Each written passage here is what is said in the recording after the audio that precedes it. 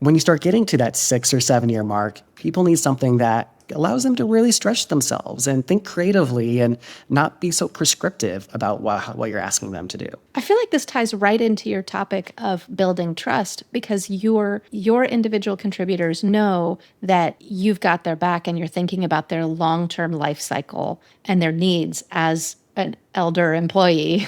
I love that. Yeah, no, elder employee for sure. I'm like, people can only tackle nebulous project if they know that they can fail or not succeed, right? There's different than a compensation goal, something that you might be literally tied to the dollars that come into your, into your checking account versus what are things that regardless if the metric follows, the inputs were absolutely right and necessary and good for us long term, right? So we often have a framework that we use at Clever that we try to think about every decision or thing that we do through the lens of, is it good for the customer? Is it good for the business? Is it good for the team? And if you can say yes to all three of those, guess what? You just did something that was good for all three parties. Welcome back to Live Chat with Jen Weaver.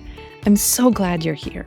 Today's guest is a master of scaling support without losing the soul of the team. Alex Armstead is the Principal Business Operations Manager at Clever. Yes, the Clever that powers classrooms for 60% of U.S. schools. But what really sets Alex apart is how he climbed from support agent to head of support and now to biz ops leader, all at the same company over nearly a decade.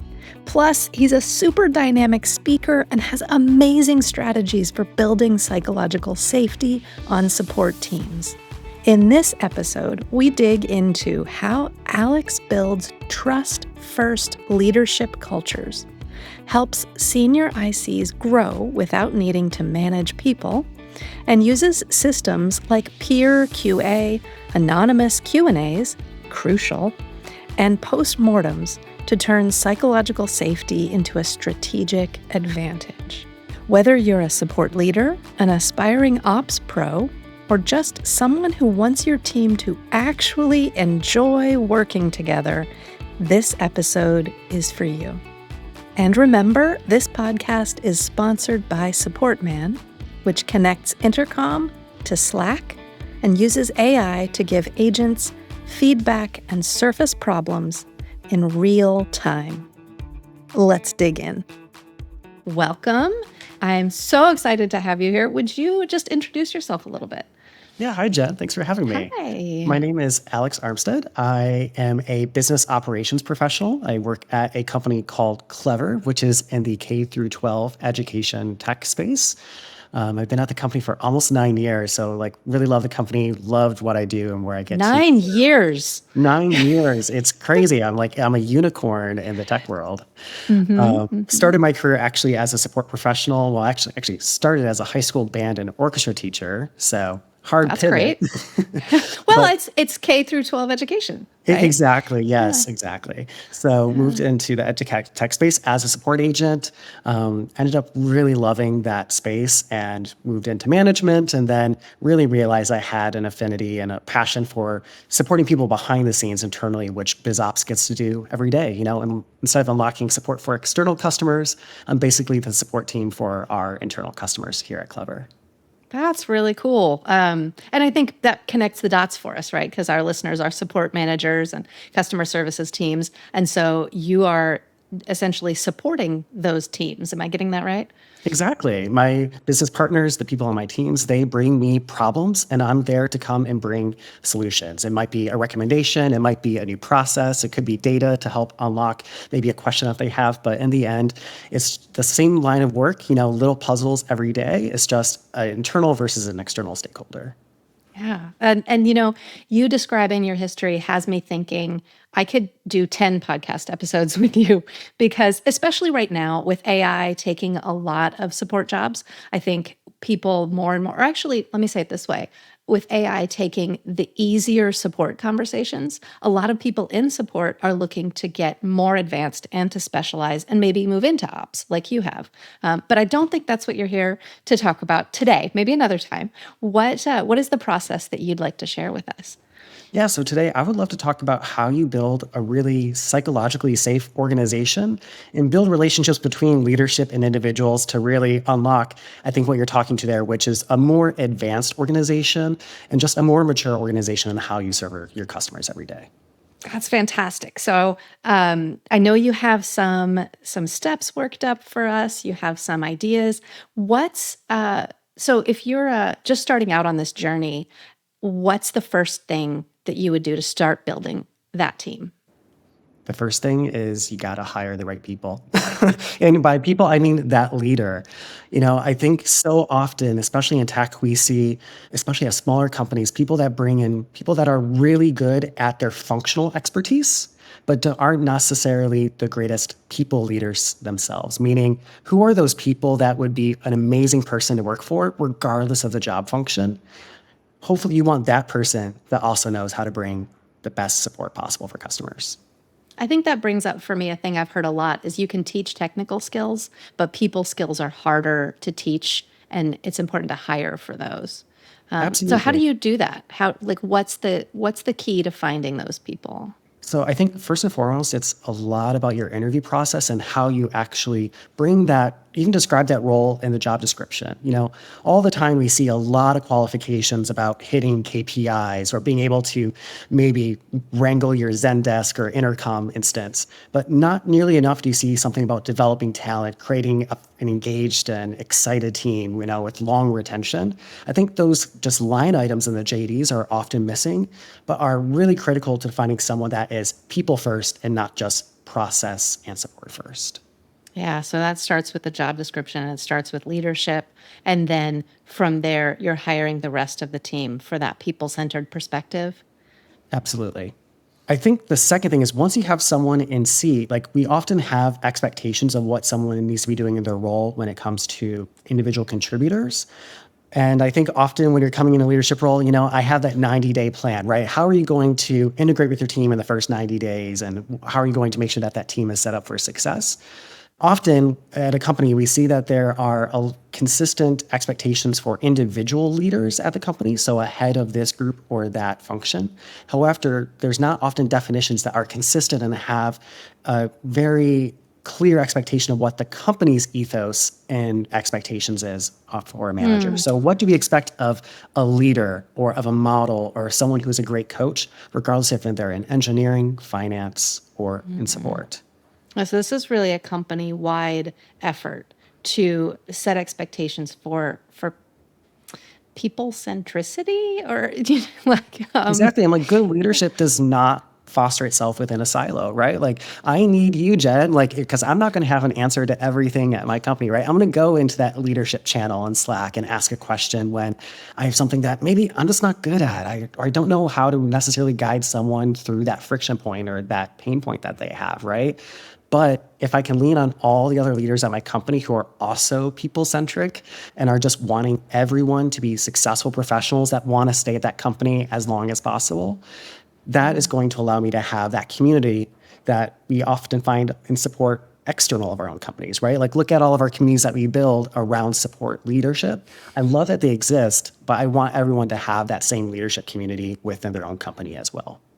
Yeah. And so if you're at a company where maybe that's not quite where you want it to be, do you have advice for how to build that leadership culture in a company where maybe you came in and your task is to shift it a little bit? I think it's important for you to look at who is in those executive positions around you, and especially within your people operations or your HR team, because really there needs to be a function or as an executive sponsor at your company who's going to make sure that you're not doing it alone, right? There needs to be someone who's going to say, we're going to help create programming on how to be an excellent people leader. We're going to make sure that we get together in study groups and talk about a concept and revisit it a few months later to see how it's going and go on this journey together. The most Yeah. impactful thing I ever did was go on a full 2-year leadership journey with a cohort at my company where we tackled one module at a time, taking various aspects of leadership, whether it be communication or conflict modes, or how do you foster a growth plan. It was by going through that step by step with the people around me but of course, led by someone who could focus on that full time, which unfortunately I can't as a support leader, right? And so you need to have an executive leadership sponsor who can help ensure that the entire company makes a space and builds the time in order to build and maintain these spaces for the leadership. Okay, that's fascinating to me. This whole leadership journey that you went on with modules, was that a course that you took or something someone on your team created? Yeah, so it was we did hire some external resources who have expertises in coaching leadership, and this was really focused on middle management. Executive coaching is separate of just being a great people manager itself. And so we did focus on what does it mean to be in the middle, because so often a support manager, whether it be the director or even someone, a direct line support manager or lead, often they feel pitted in between the individual contributors that they are passionately trying to support and the priorities of the directors and executive level. And so having something focused not just on executive leadership, but middle management, which is a skill in and of itself, I think is really So, key. executive coaching is a thing you can hire out, and also this sort of leadership coaching, two separate things, right? Completely separate. Okay, can you just tell me a bit about that? Because you don't have to be a manager to be a great leader, right? So a lot Yeah. of the same lessons that we often throw at just our leaders that are a leader in title really should be made available to anyone that is in a more mature role or in a higher level of organization, even if they're just an individual contributor. Like, I'm a Right, great because example. I formerly was the head of support, but in what I do in business operations now, I'm just a really high level individual contributor. I don't manage anyone, but I have incredible influence and impact over my organization. And as a result, I need to have those same great communication and leadership and change management skills as a director or a head of in order to be effective in my role. that's a really interesting point because I think we're kind of exploding that model right now of from the past of individual contributors and then managers and then middle managers and then execs. And your role is a good example of how individual contributors can be at a very high level and have a lot of impact and need a lot of that leadership coaching without even a direct report, like you said. And I think it even becomes more critical if you have a team that is highly engaged and you have longer tenure, because you're not always going to be able to open up new leadership roles that are management in order to allow someone to continue to grow within your organization, right? Yeah, can So we how dig do into that for a minute? I'm sorry I interrupted no, you, let's but do it. that's fascinating to me. I've been at teams where, and I've been in that position where I've been somewhere for, 6 or 7 years and I haven't moved past individual contributor, but maybe, I've known people too who maybe didn't want to, but still wanted to grow. What's what's possible there? So often what I try to lean into is what I call strategic projects, right? And so how do you give someone that is not just managing, writing new articles of product, but actually giving them true business challenges of how do Mm. we scale this product, right? So say we have 100 customers that use this product and 20% of them write in every year. Give them a strategic project to say, how can we reduce that to only 10% over the next 12 months, right? Give them an open-ended business problem and allow them to think about all the rich solutions that they might be able to take in order to influence that result. Those are things that people get really excited about and are really meaningful rather than just checking the box on a project that's almost pre-planned for them.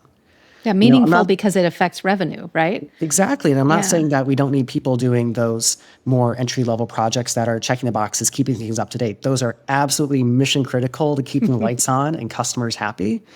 But when you start getting to that 6 or 7 year mark, people need something that allows them to really stretch themselves and think creatively and not be so prescriptive about what you're asking them to do.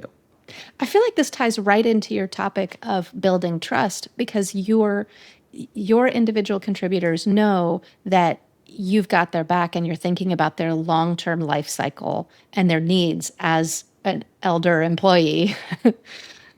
I love that. Yeah, no, elder employee for sure. I'm like, people can only tackle nebulous projects, especially if they have an influence on the bottom line, such as revenue, retention, churn, things of that nature. They can only do that if they know that they can fail or not succeed, right?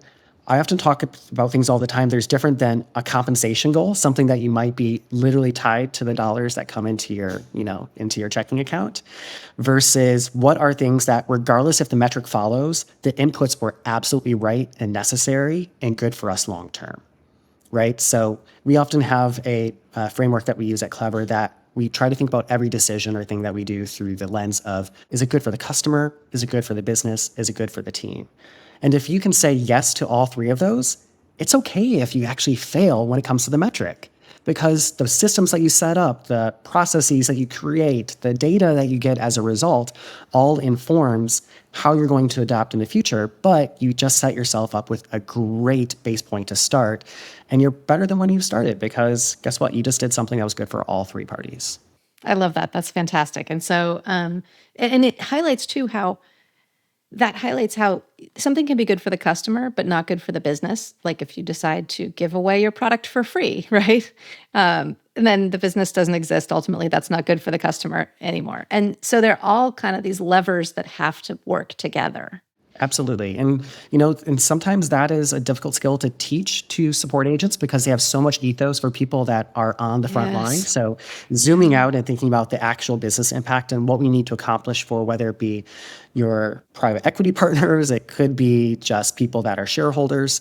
Like in the end, this has to be a profitable business. If not, no one gets paid and you can't be doing the good work for the people in the end. So And that's good for no one. exactly. So sometimes you have to go out of the things that seem obvious and are really feel good to the things that actually have a broader impact, because it, in the end, allows our company to exist and provide this great service to those that we have so much empathy and passion for. Yeah. And that really touches on, I think, advancement. So we were talking about people staying at individual contributor level roles, but how do you, whether it's as an IC or moving up to management and middle management, how do you empower your team to know, I guess, what the path is at your organization? Because I think that really builds trust. Yeah. So at most mature companies, you should have some form of an actual career pathway, like document or artifact, right? So something that says, here is generally what is available to you based off of each stage of your journey. So for example, at Clever, we do not generally see people going directly from a support position to a customer success manager, just based off of our company and our needs and the maturity of our different organizations. It makes much more sense for us and for the success of that individual coming into the seat to go from support to our onboarding and implementation team to then going into success. And just because are really great at technical support doesn't mean you can think about the actual realities of being about a CSM. I think that often part of beyond having those career pathways explicitly drawn out, it's really being able to describe what does the day-to-day look like in each of these roles. Because being a CSM is not just getting to talk to customers and having a great time. It is absolutely having a goal behind the scenes of how you want to grow the business and in which manner, and influencing customers to hopefully agree that that is a win-win for them as well, right? Mm-hmm. And so there Yeah. are a lot of metrics and strategies and motions that happen that, you being in support may not realize, but are actually part of the innate pressures day to day of being a customer success manager. So, just an aside about that, it sounds like your team really prioritizes promoting from within the team. And it seems like that's probably, that saves you a lot of, frankly, money on acquisition of external team members, like bringing somebody in. Am I getting that right? Yeah, hiring is so expensive, Jen. Even if you don't know that, right, out there, hiring is extremely expensive. Retention is the best play possible, whether it Mm-hmm. be in the same seat or moving within the organization, that internal mobility. But recruiting and hiring great people is very difficult, especially in this tech market, right? So if you're in tech right now, and you're hiring, any role is going to have well over 1,000 applicants in less than 7 days, right? Oh, oh, that's painful. Yeah, it's painful. It's hard. In good news, Jen, there's like a lot of great people that are applying, right?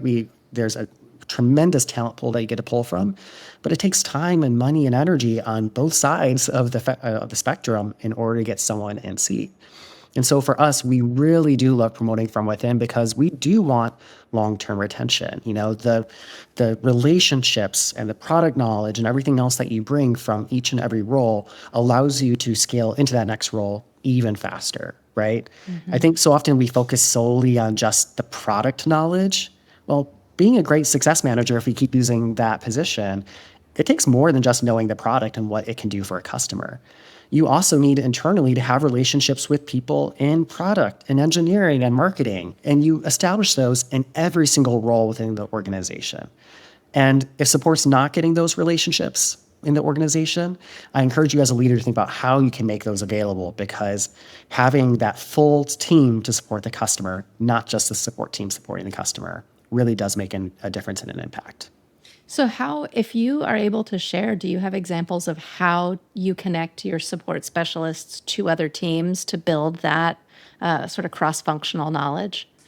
Yeah. So unfortunately, we can't always make it happen for every single team support team member. But an example for us is that we have three frontline managers that are working to directly manage our support team members. And we have each of them aligned with a different prod engineering team. So we have multiple product and engineering teams based focused on different features and aspects of our platform. And so we have a manager that is there to just make sure that we're not only bringing voice of customer, but bringing back updates and building relationships. And we always bring some of our more senior people that serve as stakeholders for those conversations. So that manager is bringing to every product and engineering meeting, which also has a marketing person in it. They're bringing two or three senior people from their team and rotating them as necessary based off the topics to ensure that others are getting exposure, and the support team member not only gets to share their expertise, but build those relationships and understand, again, more of what other people do at the company and what they care about. Yeah, that's brilliant. I love that model, and it sounds like too that makes that pathway really clear. So I'm on the support team. I know that I'm expected to contribute, especially as I get more experience, and then I know if I want to move forward in my career, move upward, then I might go over to onboarding. And so I'm going to build the skills needed for that. And probably that's part of your pathway, right? Is like what skills are needed. Absolutely. It's what skills are needed, and just also how does someone want to grow? Because maybe you're a great support agent, but based off of your life and how much newness you can tolerate at any one time, because remember, you got to keep the personal life and the professional life in balance, right? So if my personal life is a little crazy right now, I may be happy just staying in seat and not having newness in my professional life. But if you're ready Hmm. for newness, it could be a brand new role. It could be just new opportunities, right? Hmm. And something that I love even internally here is you can build opportunities internally within the role by just building bandwidth. So uh, speaking of, like, we talked about psychological safety, and a long time ago, I know we're getting a lot onto professional development here, but something that we do at our company, because we've developed a lot of psychological safety, is we actually do peer-to-peer quality assurance reviews. So though we have Mm. quality assurance specialists that are dedicated full time to coaching and mentoring our team members on working with customers, we also do peer-to-peer grading where, you and I might be assigned to each other that week, and I'm going to review 3 of your customer interactions and you'll review 3 of mine, and we share our insights and learnings. Well, eventually that program doesn't become as effective as someone gets 4 to 5 years into the role. It turns out if you do something for 4 to 5 years, you're typically pretty darn good at it. And so what we do is we Hmm. actually graduate people out of peer to peer, and that builds the opportunity for them to become something like a product and engineering sponsor, to be in those Mm. conversations, because they're no longer spending that time, hour and a half each week, in peer to peer grading, but instead they're getting to work more with product. Right. It's that part of that pathway. So it's not just a pathway from support to onboarding, it's a pathway within support. So as I mature as an agent, then I get more of a responsibility essentially and maybe a little less oversight. Exactly. And that's the Yeah. beautiful thing about internal activities versus external activities. We always have to respond to customer requests. That is never going to change. But internally, you can always be revisiting, why are we doing this? Is it still having a positive impact? And if it's not, should we still be doing it, right? Are we doing it just for the sake of rinse and repeat? Or that's always the way we've done it? Or is this a great opportunity for think about how we can continue to grow and mature and find better opportunities to really become the best organization we can be? Do you think there's an ideal proportion there between internal and external activities for an individual contributor, a specialist who is maybe 50% in the queue with customers and 50% working on internal projects? Or is there a different percentage that you think works best? Oh, that's a tough one, Jen, especially because every company has a different staffing model, right? We're getting the nuts and bolts of staffing models here. And, at Clever, like I can share, like we shoot for a 70% utilization rate. So 70% of time being spent on customer facing activities. And that's inclusive of time in meetings or out of office, get people on vacation. They don't need to be in the queue 24/7, right? Hmm. And so I think in the end, we aim to have our agents working on external things about 5 hours a week, so about 1 hour per day on other activities. And we find that as long as they get an hour of meaningful activity that's not focused on just work in the queue, that's often meaningful enough to start building those skills that will eventually get them to being able to tackle some of those really interesting strategic projects that we were talking about. That's really interesting to know kind of how different teams run that. Just to shift gears a little bit, I know we had talked a little bit about surveys and how those can build trust. Can you just launch me into that? Absolutely. So I'm a big proponent of before you can have really candid, in the moment psychological safety and conversations, first you need to be able to trust as that people leader, as we talked about, hiring leadership that are people centric, that also have those functional skills. But then after that, finding ways for people to, before they maybe have that full relationship with you, really provide feedback in a way that is psychologically safe. I get to keep using that, but also just Yeah. maybe a little bit more anonymous. So we're really lucky here at Clever that we have a tool called Culture Amp that allows us to regularly provide surveys to our team members, whether it be just at the support level or at the company level, that allows them to purely and anonymously provide feedback to our team. And so that could be about their manager, it could be about our business strategy, it could be about how they feel about their position. But as much as like we love Google surveys and things of that nature, there are tools out there that just give you much more rich and robust data. So like Culture Amp, for example, it allows us to automatically collect without identifying the individual tenure, for example, right? So how is Oh, the sentiment for those that are in their first year versus 3 years versus 5+ years? How are we doing against our male versus female dynamics or non-binary, right? And so though you can collect all that stuff in person, if you collect that email address in a Google form, it's a lot better if you can collect it behind the scenes while maintaining anonymity by grouping by cohorts, right? So this hmm. platform, for example, will not build a cohort if it's less than 4 people, right? So knowing that every cohort has at least 4 people really reduces the chance that someone feels like they're going to be outed in some way for the feedback that they might be providing. Which absolutely squashes feedback because if I feel like if I give negative feedback, then I'll be punished for that in some way or singled out. Then I'm absolutely not going to do that. No, Which, absolutely. I'm like, it's yeah, one thing to leave a score, but especially if you're like the most rich data that you get are the comments. But so often, if it's a small team, those comments are not going to come because they're too worried about you recognizing their tone, yeah, especially in the support world, right? In support world, you see a lot of their written or verbal communication, whether it be just working with them or actually monitoring their cases or listening in on a phone conversation. And so, actually, for people leaders out there, I highly recommend if you want to encourage comments, encourage your people to throw any of their written feedback into an AI and give it something like make it more formal, change the tone, and just change up that wording, right? Because it's going to move it just enough that it's not going to sound like Jen anymore. It's going to sound like Matt, I don't know, or someone more that's general. brilliant. And it never would have occurred to me. I love that. And, Exactly. And we encourage our people explicitly to do that because we know that we want to contextualize those numbers. And the only way we can do that is by getting those written comments that often people are too afraid to leave because they feel that their personal tone or how they write something might be, outed yeah, that by the brings tears to my eyes, just the dedication that your team has to really listening to anonymous feedback and making sure that it really is anonymous. That's It's just so supportive of the individual. Well, it happens because we actually do stuff about it. You know, so often there's just surveys and you never hear the results or hear the results, but there's no action planning, you know? And so every Mhm. time we do those surveys, the next thing that we do is that we look at it as a leadership team. And then we say, hey, what are our biggest areas of opportunity? What are the biggest things that we need to continue doing? I think we don't often talk enough about the things that are going great and we need to double down on. And then we take those to the team. And then we go one step further. So we don't just ask them, well, how would you like things changed?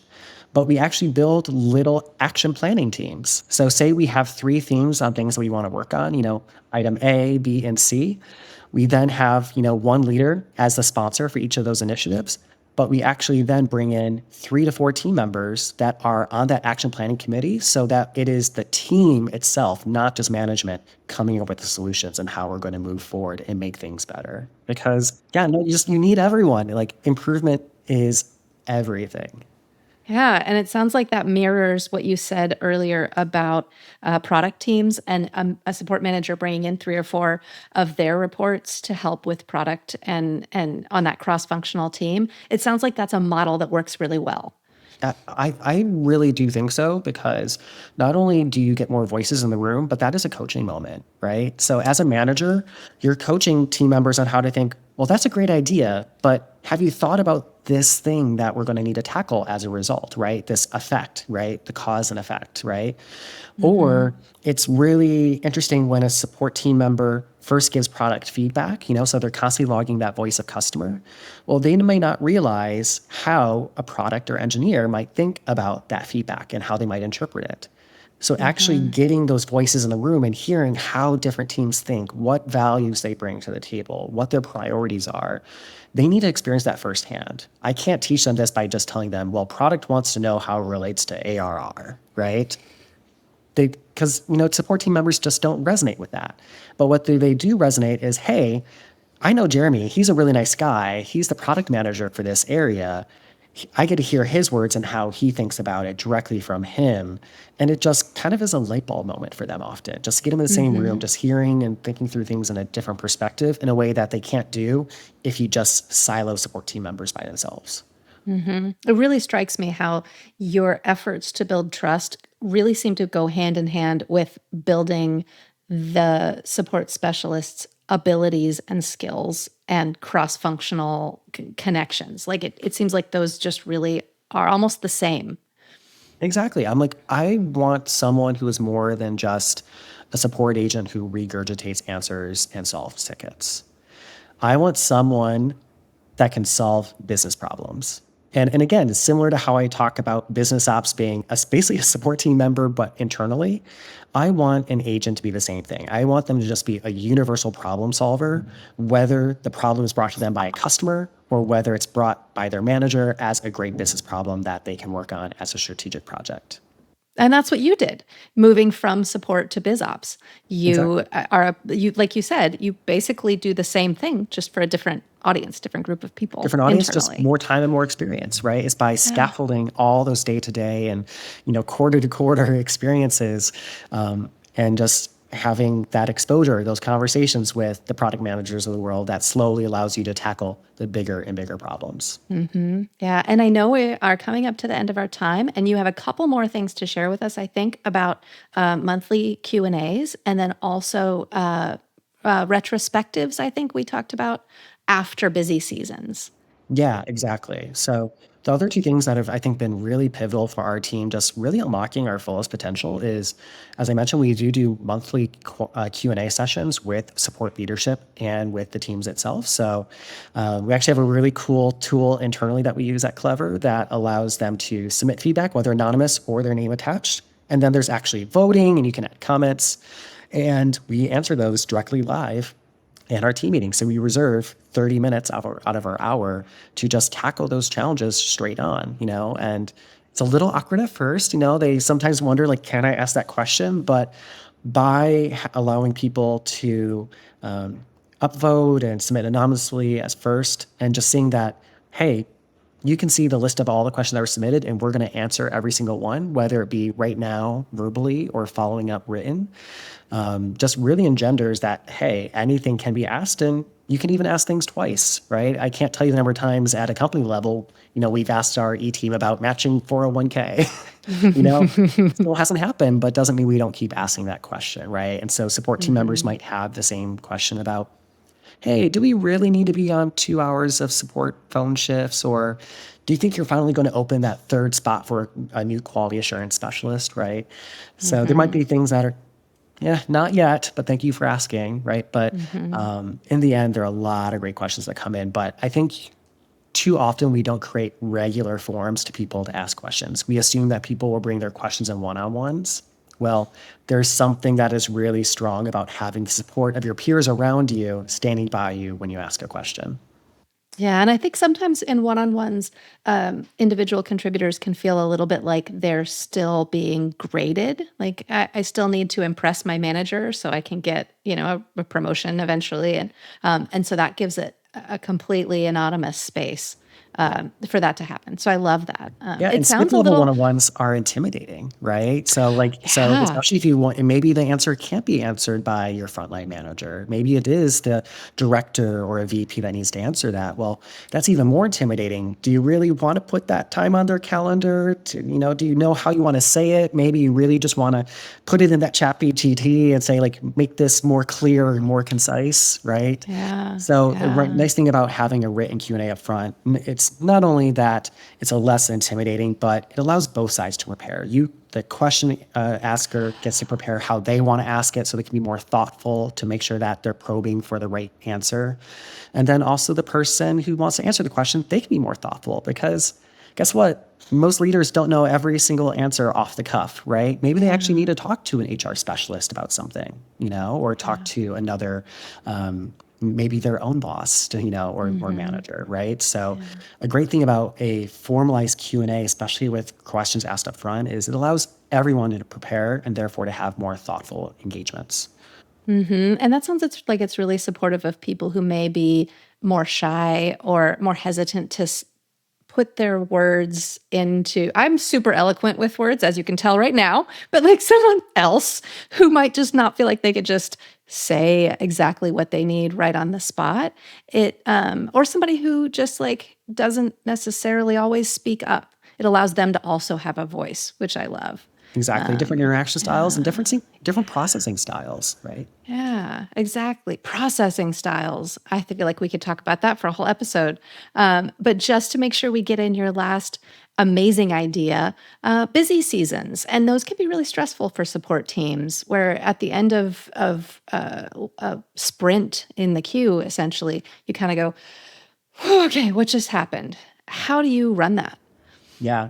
So, of course, I must say, my brain as a BizOps person, it's always busy season. Like my brain is already thinking to the next busy season while I'm in the busy season, right? Creating that list of here's all the things I should not forget about Yeah, before next yeah, year. right. But I think that too often, for one, a lot of teams only think about busy seasons in terms of staffing. We often don't think Mm, about what are all the things that we can do to make that busy season better, whether it be through process or even best, in my opinion, as a BizOps person, eliminating those tickets entirely, right? So yeah. what we do is we do multiple postmortems. So we have each sub team, so each manager directly with our individual contributors and the people that they manage, they do an individual postmortem that focuses on anything and everything. It could be how we work together. How is the work-life balance? Did you have the resources did you need? Were there any product areas that really just blew up on us, right? Or things that we need to address from that perspective? Anything is fair game. And it's all about just getting as many sticky notes on that virtual or in-person whiteboard as possible. Then we synthesize those teams as a full support team. So we'll bring across sub teams. Where are the themes? Where are the things that just sub team C needs some help versus, hey, sub team A is really great at that. They didn't feel that, right? So we try to build our insights as a full team. And we try to do that as quickly as possible. So if you are even close to being at the bottom of that peak, immediately that's when we want to hold those postmortems, when that pain is still acute and you have all those insights still top of mind. That's got to be hard to really just like, we're tired, but we're going to push through and do It's this. so hard, especially with vacations, because we're basically throwing vacations at people then, right? We're like, we are finally have the time for you to take some rest. Go take a week off. We don't want to hear from you. We'll see you soon, right? So scheduling is always a little tricky with that. But what's great for us is that doing it that soon allows us to have typically around 9 months to then project plan and come up with how are we going to tackle all the things that we want to improve for our people, for our process, for our customers, in order to have a smoother season next year. And for us, it means less overtime every year. It means less tickets year over year, even though the company keeps growing. And so really being thoughtful about having a postmortem or multiple after every busy season will not only make next season better, but it's going to build some of those growth opportunities that we talked about earlier, right? Because you're going to have more projects than you could possibly tackle in a single year, but you're going to have plenty of people that want to tackle those things and take those opportunities to take their career and the professional growth to the next level. And you probably gain this data year after year, so you can see if something didn't really make it to a full project and didn't get tackled for maybe 2 or 3 years in a row. That gives it a different level of importance if it still persists. Absolutely, because having a goal, for example, of less tickets next year is way too generic, right? You can't possibly tackle that. But can you say, for these 3 topics, we are going to try everything that we can do through customer education, through product improvements, through process improvements to lower those? Yeah, that I can do, that I can track, that I can monitor the success of. So as long as you have focused, clear goals that are attainable, then it's really meaningful. And guess what? It's really great for your team members at their end of year reviews when they're ready for that promotion. They have data other than support tickets to show how they're having great impact at your company. That is fantastic. This is going to be such a boon for our audience. I can't wait for them to hear it. Thank you so much for being here. I know you need to hop off, but I could just talk to you all day. You're a delightful human being. Jen. It's been so much fun. Love getting to chat with your smiling face. Oh, thank you. You too. Phew, that was a lot of actionable information in one podcast. So let's go back through the 5 top things Alex shared to do to create psychological safety on a team. And I love number 1. But first, if you like this podcast's focus on tactical processes and you use Intercom, check out Support Man for instant AI quality review in Slack. All right, so Alex's step 1, establish a support advancement continuum. When people know what they need to do to advance in their role and exactly what that looks like, they feel a lot more supported. 2, conduct biannual manager culture surveys.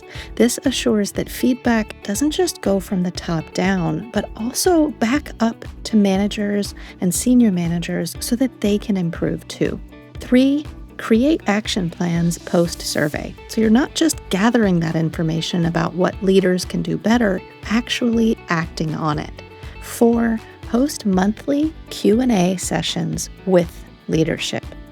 5, conduct postmortems after busy seasons. This acknowledges that your frontline specialists go through the ringer during a busy season and that they have a ton of actionable feedback about how your processes are working at scale and that you want to capture that. All of these things will assure that your team really loves being there, really feels supported, and hopefully will stay with you for a long time. I'd love to see more teams implement these strategies, so please reach out, let us know what you think, and of course, subscribe for more great episodes like this. See you next time.